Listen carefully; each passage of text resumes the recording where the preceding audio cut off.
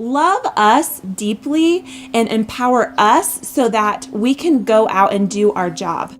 The more the church loves us, the more love we have to give to other people.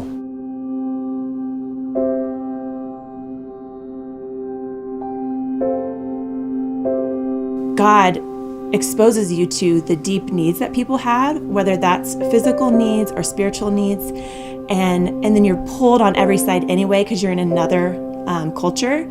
So processing the deep need of people who are in poverty in a foreign country, and you don't have like your mom and dad or your church family or Oreos or like, it's just tough you're already really exposed. So it's like you're living raw. Once you're gone, away from friends in the U.S., it very, very quickly, it seems as if life moves on for them, but you kind of get stuck in a time warp.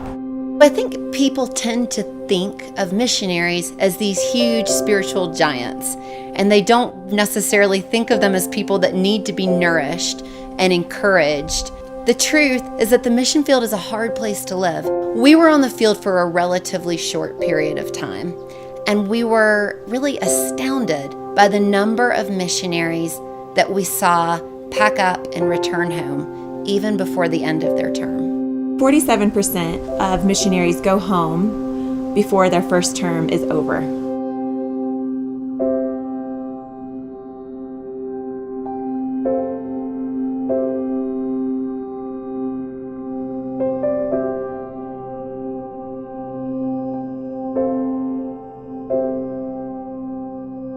I think that would drastically be decreased if there was a safety net for them to fall into.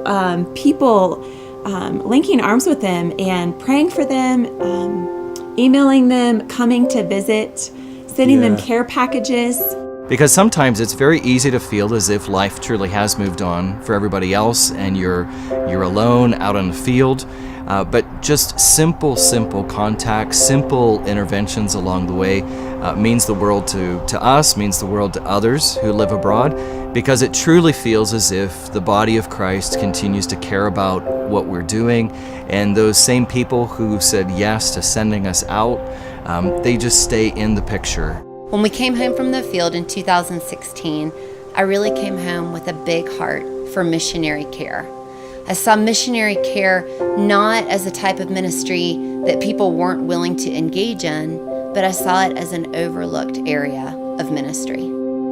Because Go Be Love International is constantly sending short-term mission teams to different mission fields all over the world, we are uniquely positioned to support long-term missionaries on the field. We are positioned to go to them and to physically be with long-term missionaries and support them in person on the field, to look them in the eye and say, you are seen and known and loved. There's nothing that comes anything close to having someone who loves and cares for us sit there and tell us that they see us, that we matter, that we're a part of something bigger than just our home. We just want to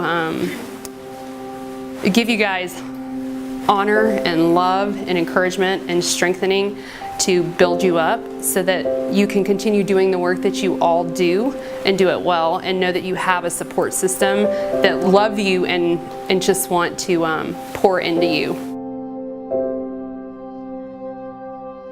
You might not ever get to see them grow, but you know you're supposed to plant them. So keep planting those seeds. I know you're tired. I know you're hurt. I know you're run down. I know that support isn't always there. I know that people back home don't get it. Keep persevering. I feel like when people come or when they send a care package, it's showing us that we're seen and known. And it's like, at least for me, a lot of times I felt like my head was down a lot, like just bearing with it and plugging away. And when the church responds, it's like they lift your head up. And you have a clearer perspective and fresh wind. When people are supporting us and encouraging us, it certainly makes our work more effective, because we really feel as if there's a team behind us. There's a team of people who are praying for us, continuing to also encourage us in practical ways. And it means that it takes some of the day-to-day stress off of us as people are remembering us here. When we know that there is a local church, even just one, that loves us and knows us and cares for us individually, we can leave it all on the field. When we first moved to the field, God asked me very specifically, would you still be doing this if no one cared about it? If only I, God, cared about what you're doing, would you still do it? And my answer was yes, but it sure feels really good when the church sees you and knows you and affirms you and validates you.